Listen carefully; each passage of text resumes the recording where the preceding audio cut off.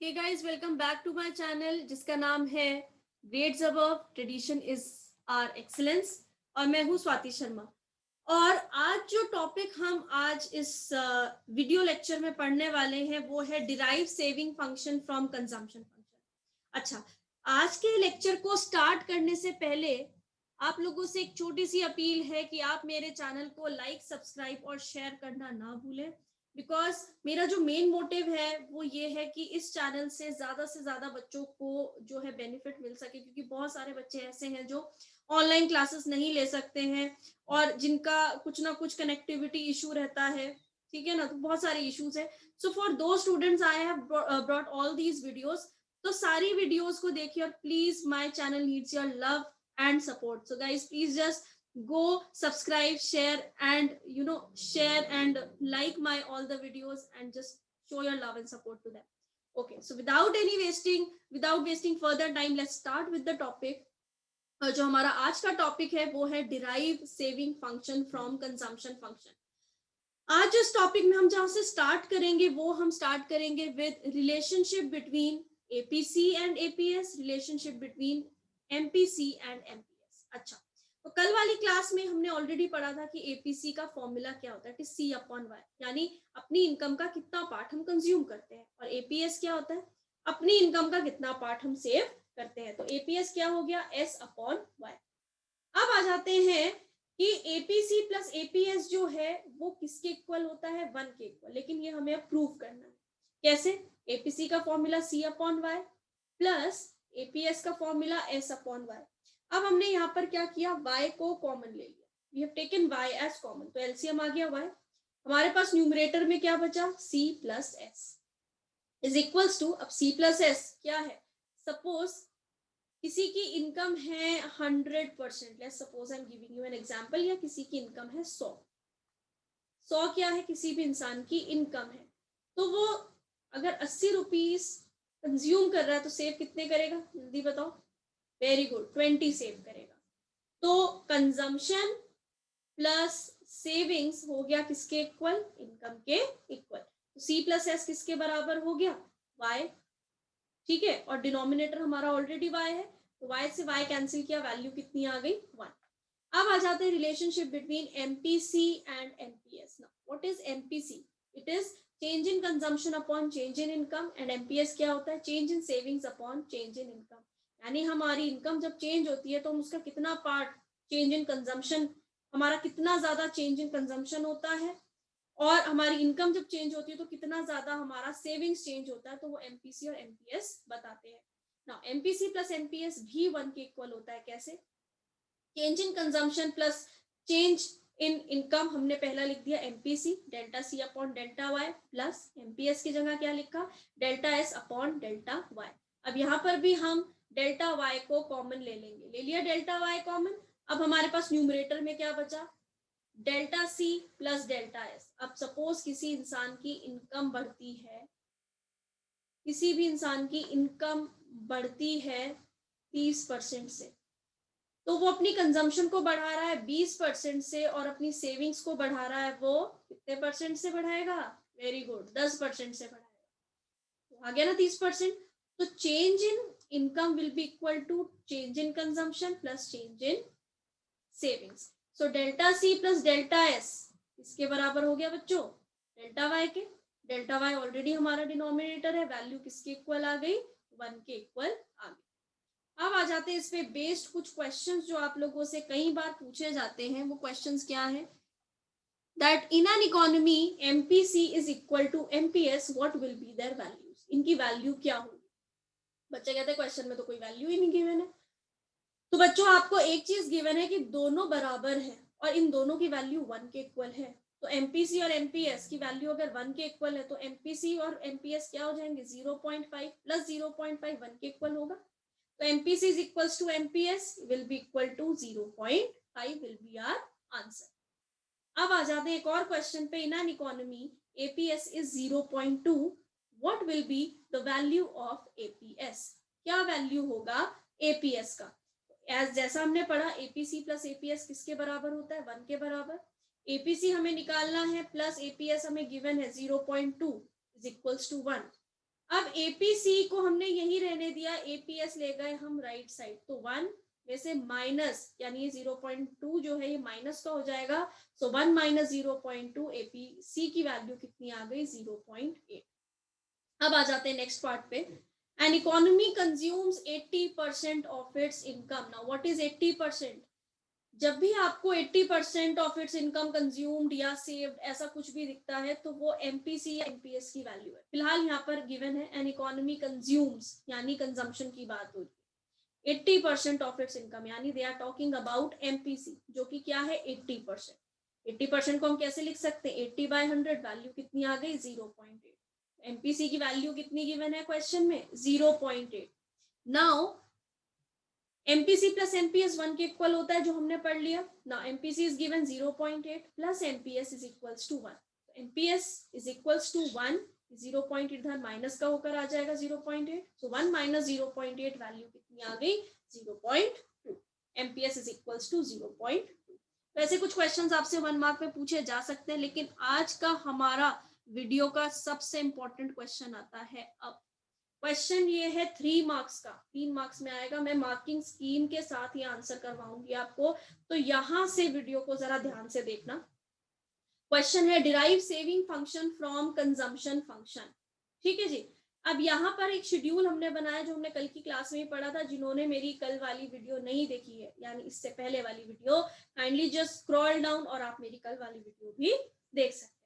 ठीक है जी। तो यहाँ इनकम है 0, 100, 200, 300, 400, 500, इनकम बढ़ रहा है कांस्टेंट रेट पर, और कंजम्पशन स्टार्ट हो रही है 50 से, क्योंकि कंजम्पशन कभी जीरो नहीं होगी। हम जीरो लेवल ऑफ इनकम पे पेंशन पे नहीं बैठ जाएंगे भाई जिस दिन तक नहीं कमाएंगे उस दिन तक कुछ नहीं खाएंगे या कुछ नहीं पिएंगे। नो, हम खाएंगे भी, हम पिएंगे भी। कैसे? हम चाहे उधार लेंगे, चाहे हम कुछ भी करेंगे, हम लोग हैं, हमारे को भगवान ने एक पेट नाम की चीज दी है ना, तो हम कंज्यूम करते हैं, राइट। तो कंजम्पशन कभी भी जीरो नहीं होता, इट विल स्टार्ट फ्रॉम 50, और ये भी कांस्टेंट रेट पर बढ़ रहा है, 50, 100, 150, 200, 250, 300, एक पॉइंट पर दोनों बराबर है। Income is equal to consumption. ठीक है। अब आ जाते हैं सेविंग्स पे, which is Y minus C, income minus consumption. ठीक है ना, कि अगर मेरी 100 रुपए की सैलरी है और मैं 80 रुपए कंज्यूम कर रही हूँ, तो मैं कितना सेव कर रही हूँ, मैं 20 रुपए सेव कर रही हूँ। तो 20 कहाँ से आया, 100 माइनस 80, तो 100 is income minus consumption which is 80। So Y minus C हो गया फॉर्मूला। हमारे पास वाई की वैल्यू भी है, सी की वैल्यू भी है, हमने सेविंग्स निकाल दिया। 0 minus 50 is minus 50, 100 minus 100 0, 200 minus 150 is 50, 300 minus 200 is 100, 400 minus 250 is 150, and 500 minus 300 is 200। अब आप एक चीज देख पा रहे हो, जिस टाइम पर इनकम कम है कंजम्पशन से, मेरे पास उतना पैसा नहीं है, फिर भी मैंने कंजम्पशन किया। तो मैंने कहाँ से किया कंजम्पशन, पैसे कहाँ से आए, पापा से ले लिए उधार। पापा के भी जब हम पैसा कमाने लगते हैं ना, पापा भी बोलते हैं कि बेटा पैसा वापस कर देना जब सैलरी आ जाएगी। ठीक है। तो यहाँ पर हमने क्या किया, हमने अपनी इनकम, यानी हमारे पास पैसा नहीं था फिर भी कंजम्पशन किया, तो उसको ऑटोनॉमस कंजम्पशन कहा गया, जिसकी वजह से सेविंग्स हो गई नेगेटिव। माइनस वी लिखा है मैंने, नेगेटिव। जिस टाइम पर इनकम इक्वल्स टू कंजम्पशन, एक इंसान 100 रुपए कमाता, 100 के 100 खर्च कर देता है, क्या कुछ बचा रहा है, नहीं बचा रहा है, कंजम्पशन सेविंग्स कितनी हो गई, 0। उसके बाद इनकम बढ़ रही है और कंजम्पशन थोड़ी कम है उससे, तो यानी सेविंग आप कर पा रहे हो, आपकी सेविंग्स जो है इनकम के बढ़ने के साथ बढ़ रही है, and they are in positive. Savings increases and they are in positive. अब जिस टाइम पर सेविंग्स आपकी नेगेटिव होंगी, उस टाइम पर आपका सेविंग का graph below the origin form होगा। एक बार मैं इस चीज को अंडरलाइन कर देती हूँ, ग्राफ में ये चीज क्लियर हो जाएगी। बिलो द ओरिजिन मतलब नेगेटिव की साइड में जाएगा ये ग्राफ आपका। जिस टाइम पर वैल्यू आपकी 0 है, यानी सेविंग 0 है, तो सेविंग का ग्राफ एक्स एक्सिस को टच करेगा, उसके बाद कोई प्रॉब्लम ही नहीं है। उसके बाद हमारा सेविंग का ग्राफ जो है थ्रू आउट इंक्रीज होता रहेगा।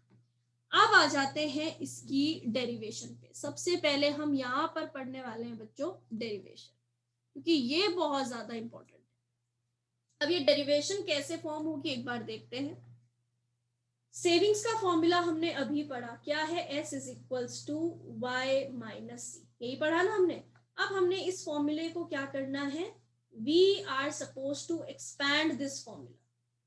एक्सपैंडिंग द फॉर्मूला, फॉर्मूला क्या हो गया, S is equals to Y minus इस सी की हमने कल एक इक्वेशन पढ़ी थी which is C bar plus B Y, ठीक थी।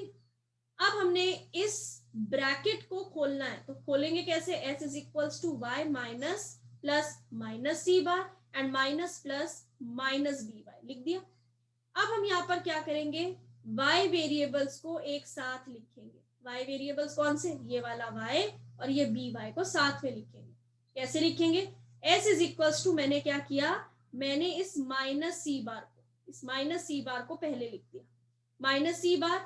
अब ये y जो है पॉजिटिव का है, ये अंदर ले आए हम, plus y minus B Y, plus Y minus B Y.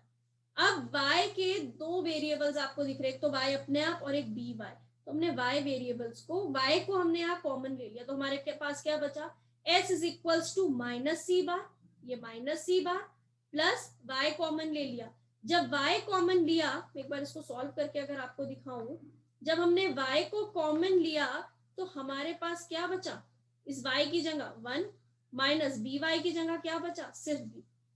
तो एक क्लास में हमने ऑलरेडी पढ़ा है कि b हम किसको बोलते हैं, एमपीसी को। तो s is equals to minus C bar plus Y, bracket में लिख दिया b की जगह 1 माइनस एमपीसी। अब 1 माइनस एमपीसी का मतलब क्या हुआ, देखो अभी हमने पढ़ा था एमपीसी प्लस एमपीएस होता है 1 के बराबर। तो एमपीएस की वैल्यू क्या हो जाएगी, 1, ये इधर आके माइनस हो गया एमपीसी। सो 1 माइनस एमपीसी किसका फॉर्मूला है, एमपीएस का, ठीक है जी। तो यहाँ पर हमारा डेरिवेशन में आ गया ना, s is equals to minus C bar plus Y 1 minus MPC. उसको हम कैसे लिख सकते हैं, s is equals to minus C bar plus Y into MPS. तो इस कंजम्पशन से हमने यहाँ सेविंग्स तक डिराइव कर दिया।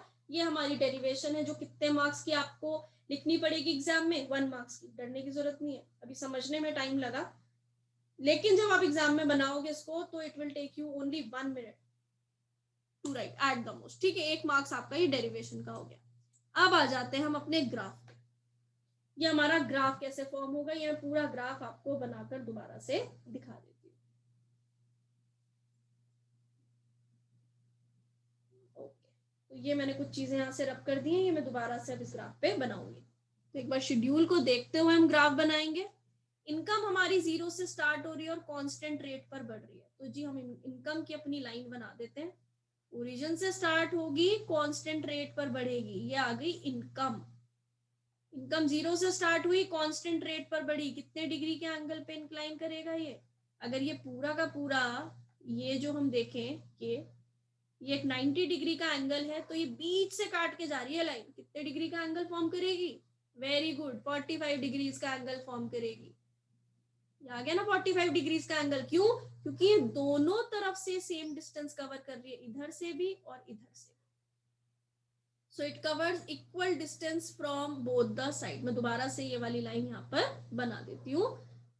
ये हमारी आ गई यहाँ पर इनकम की लाइन जो 45 डिग्रीज के एंगल पे इंक्लाइन करती है, ठीक है जी।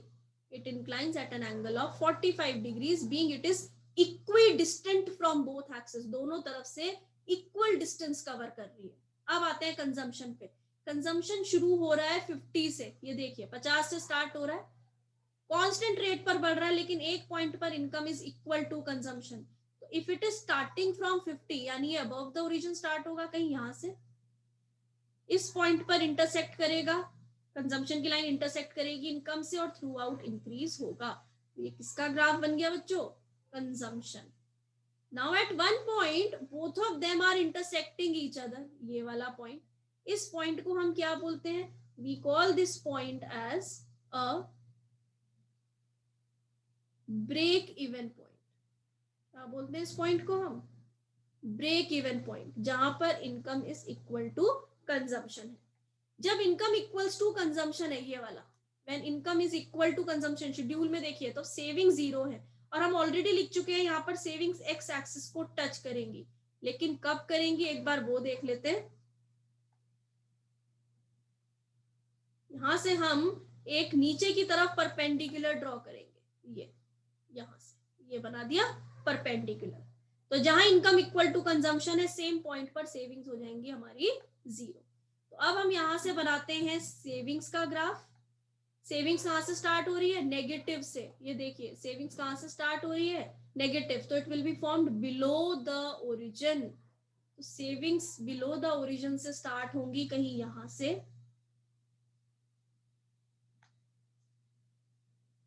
कहीं यहां से स्टार्ट होंगी सेविंग्स। इस पॉइंट पर ये 0 हो जाएगी जहां परपेंडिकुलर बनाए, और उसके ऊपर सेविंग्स विल बी पॉजिटिव। ये आ गई हमारी सेविंग्स की लाइन। तो यहां पर ये एक और पॉइंट आया, जिस पॉइंट को हम क्या कहेंगे? s is equals to 0। बन गया जी। तो ये हमारा ग्राफ हमने काफी हद तक कंप्लीट कर लिया, लेकिन इस ग्राफ में एक चीज हमें अभी भी बनानी है। वो क्या है? ये आपको एक गैप दिख रहा होगा यहाँ पर। एक मिनट, मैं इसको आपको दिखा देती हूँ। ये गैप, इसको हमने बोला autonomous consumption, C bar. Even at 0 level of income there is some consumption, जिसकी वजह से क्या हो गई? Dissavings minus C bar. Dissavings को हम किससे शो करते हैं? Minus C bar. अब बच्चे पूछते हैं मैम इसको माइनस सी बार क्यों बोलते हैं? तो इसको माइनस सी बार बोलने का कारण क्या है? इसके पीछे का कारण ये है बेटा कि अगर सपोज मैंने 100 रुपए किसी से उधार लिया, तो अगले महीने लौटाऊंगी ना वापस। कहाँ से लौटाऊंगी? अपनी पैसों में से, अपनी इनकम में से। तो वो मेरी डिस सेविंग्स है, यानी मैं 100 रुपए बचा सकती थी, लेकिन किसी से उधार लिया है तो वापस करना पड़ेगा। तो किसको लीड कर रहा है? डिस सेविंग्स को। सो ऑटोनॉमस कंजम्पशन, एक बार ये एरिया शेड करके आपको दिखाती हूँ। अगर ये है ऑटोनॉमस कंजम्पशन, जो किसको लीड कर रहा है? इस डिस सेविंग्स को लीड कर रहा है। आ गई मेरी बात समझ में? तो ये जो वर्टिकल डिस्टेंस आपको दिख रहा है ना, ये वाला वर्टिकल डिस्टेंस सी बार वाला, ये vertical distance is equal to this vertical distance. तो ये दोनों वर्टिकल डिस्टेंस सी बार और dissavings minus C bar का वर्टिकल डिस्टेंस बराबर है। अभी ये ग्राफ हमारा क्लियर हो चुका है। अब आ जाते हैं इसके ऑब्जर्वेशंस पे। पर ऑब्जर्वेशन समझने से पहले एक चीज समझो, ऊपर वाले ग्राफ को हम बोलते हैं अपर पैनल, और नीचे वाले ग्राफ को हम बोलते हैं लोअर पैनल। बस ये याद रखना है। आपकी जो ऑब्जर्वेशन है वो बड़ी स्टैंडर्ड हो जाती है जब आप ऐसे वर्ड्स यूज करते हो। अच्छा जी, तो ग्राफ का भी आपको कितने मार्क्स मिल जाने वाले हैं? 1 मार्क। तो 1 मार्क डेरिवेशन का, 1 मार्क ग्राफ का, 3 में से 2 नंबर तो पक्के हो गए। अब 3 में से 3 लाना है हमें। तो अब आ जाते हैं ऑब्जर्वेशंस पे। ऑब्जर्वेशंस में हमें कुछ भी नहीं लिखना। How will we start our observations? Income line inclines at an angle of 45 degrees. Income की जो लाइन है वो कितने डिग्री के एंगल पे इंक्लाइन कर रही है? 45 डिग्री, जो भी हमने बनाया था। क्यों? Because it is equidistant from both axis. दोनों एक्सिस से वो सेम डिस्टेंस कवर करती है। इन द अपर पैनल, ऊपर वाले ग्राफ में, जब इनकम कंजम्पशन से कम है, ये शेडेड एरिया, तो उस टाइम पर सेविंग्स नेगेटिव है। सेविंग्स नेगेटिव है यानी below the origin, and it will be formed below the x-axis. In the upper panel, when income is equal to consumption, that is break-even point. इसको क्या बोलते हैं? It is known as break-even point. Then savings are equal to 0. उस time पर savings किसके बराबर है? 0 के बराबर है। And saving curve will touch x-axis. फिर इसके बाद in the upper panel, when income is greater than consumption, जब इनकम कंजम्पशन से ज्यादा है, उस टाइम पर सेविंग्स जो है वो इंक्रीज हो रही है। Savings increases and are positive. उस पार्ट में सेविंग्स क्या हो रही है हमारी? इंक्रीज हो रही है, और क्या है? पॉजिटिव है। एक savings increases and they are positive. ठीक है जी। इसके बाद द वर्टिकल डिस्टेंस, ये लाइट ग्रीन कलर का दिख रहा है आपको इधर, वर्टिकल डिस्टेंस, ये सी बार, ये वर्टिकल डिस्टेंस माइनस सी बार यानी डिस सेविंग्स के बराबर होगा। जो मैंने अभी बताया, मैंने 100 रुपए उधार लिए हैं तो अगले महीने लौटाने पड़ेंगे। जब भी मैंने वादा किया लौटाने का, मैं लौटाऊंगी। तो वो जो मेरे 100 रुपए हैं, वो आने वाले वक्त में जब मैं लौटाऊंगी, तो किसको लीड करेंगे? -100, यानी मेरी इनकम में से 100 रुपए घट जाएंगे। ठीक है जी। So the vertical distance of C bar is equal to the vertical distance of dissavings. जितना हम ऑटोनॉमस कंजम्पशन करते हैं, बिल्कुल उतनी ही हमारी डिस सेविंग्स भी होती है।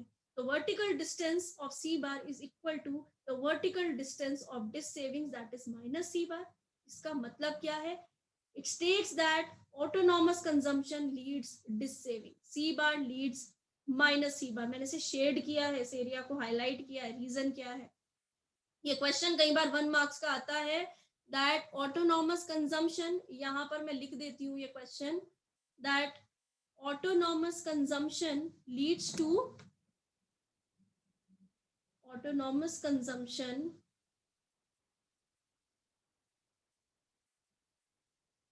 leads to dish savings।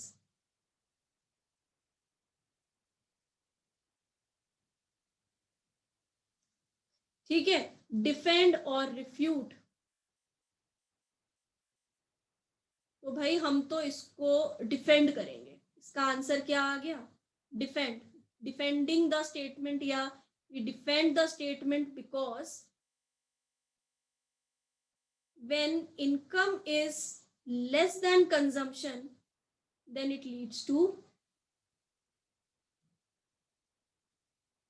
dish savings। ठीक है जी, तो मैंने इसका आंसर और क्वेश्चन दोनों बता दिया। 1 मार्क का क्वेश्चन है, तो जितने भी एस्पिरेंट्स हैं यहाँ पर 100 on 100 वाले तैयार हो जाइए, ये ऐसा क्वेश्चन भी आ सकता है आपका। तो आंसर रीजन भी आपको पता होना चाहिए। डिफेंड और रिफ्यूट के मार्क्स नहीं मिलते हैं, सीबीएसई नहीं देता है डिफेंड और रिफ्यूट के मार्क्स। तो इसके साथ हमने अपना टॉपिक कंप्लीट कर लिया, derive saving function from consumption function, और हमने यहाँ पर क्या पढ़ा, relationship of APC APS, MPC MPS. So I hope कि आप लोगों को ये वाली क्लास समझ में, आपको ये लेक्चर समझ में आया होगा। Guys, please love, give your love and support to the channel, and keep on sharing, subscribing, and telling your friends about my channel. Okay, so with this I'm ending the class for today. अगली class में मिलते हैं एक और important topic के साथ day 4 पर, because 60 दिन का हमारा ये टाइम पीरियड है जिसमें हम पूरी की पूरी इकोनॉमिक्स को भूल के पीछे याद तो कर ही लेंगे। ठीक है जी, चलिए, okay, bye all of you, take care.